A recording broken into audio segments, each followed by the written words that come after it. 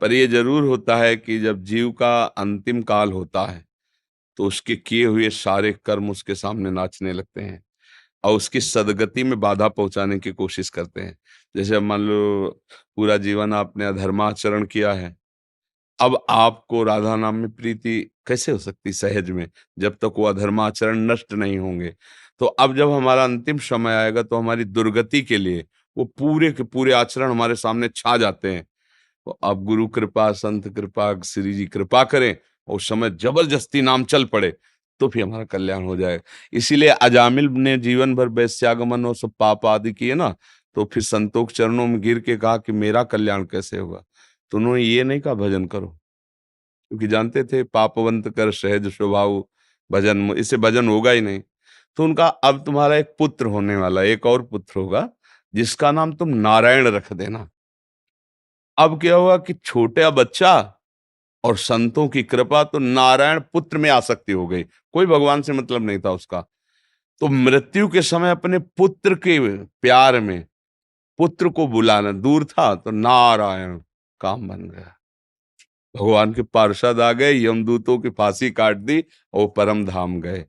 तो अगर किसी भी बहाने से कैसे भी नाम निकल आवे, पर है बहुत कठिन बात।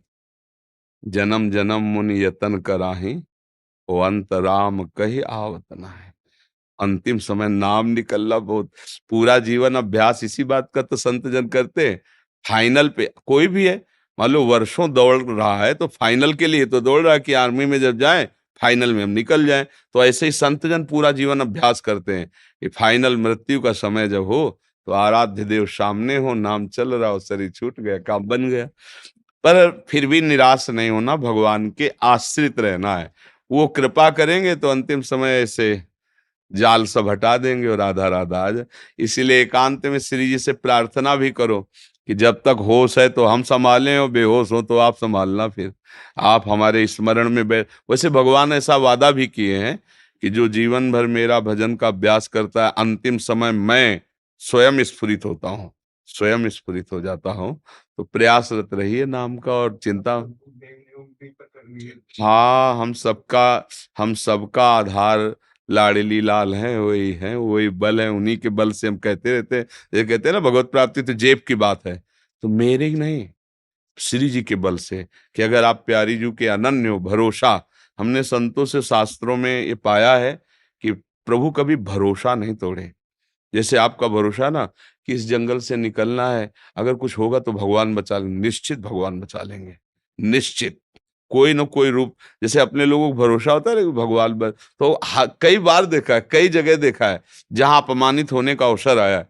जैसे एक बार हम महोबा से, कई बार बताया सत्संग में कि ट्रेन में, या तो अब हम सांसारिक पढ़ाई तो ज्यादा पढ़े लिखे हैं नहीं, तो अब अंग्रेजी से ज्यादा लिखा तो हमें नहीं आता, मतलब ऐसे मोटे मोटे लिखा हो कि ये और या ऐसे, फिर हम उसका अटकल लगा के ऐसे बता सकते हैं कि ये कानपुर लिखा है, ऐसे पूरा ऐसे मतलब नहीं क्योंकि गांव की पढ़ाई थी और 9 तक पढ़े। तो उन्होंने टिकट दिया, हम कभी जानते नहीं थे कि टिकट की कुछ क्लास भी होते हैं, और बैठा लिया मुझे अच्छे वाले उसमें वातानुकूलित कक्ष में। और वो पूरा फोर्स आया जब रात्रि में, कहा टिकट, तुम तो बड़े गर्व से दिखा दिया, इतनी बड़ी थी वो मतलब तो उन्होंने कहा "ए, पढ़े लिखे हो?" तुमका ज्यादा तो नहीं पढ़े लिखे। बोले 3 स्टेशन की टिकट, वो कब निकल गए, तुम्हें कहाँ जाना है?" हमका बनारस। तो बोले ये भी टिकट पूरी नहीं, और जो तुम जहाँ बैठे हो यहाँ ये टिकट काम नहीं करती?" अब वो मतलब ऑफिसर तो, अब नई अवस्था हमारी थी, तो कटुवचन बोलने लगे। बस वो बोले थे, ऊपर एक आदमी था, तुरंत नीचे कूदा, पैसे निकाले और कहा टिकट बनाइए। तुरंत टिकट बनाया और दिया, बोले बाबा जी आप आराम से बैठिए। तो वो चले गए। ये कौन कर रहा था?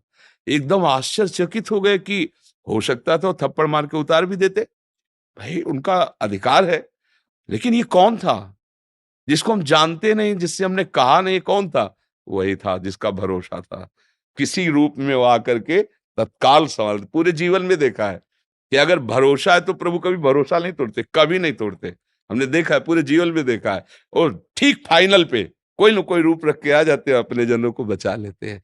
तो हम उनका भरोसा रखें कि अंतिम फाइनल में किशोरी किशोर जो हमें बचा लेंगे। संसार में जो हमने कर्म किए हैं वो हमको भ्रमित नहीं कर पाएंगे, और राधा नाम अंतिम समय आ जाएगा।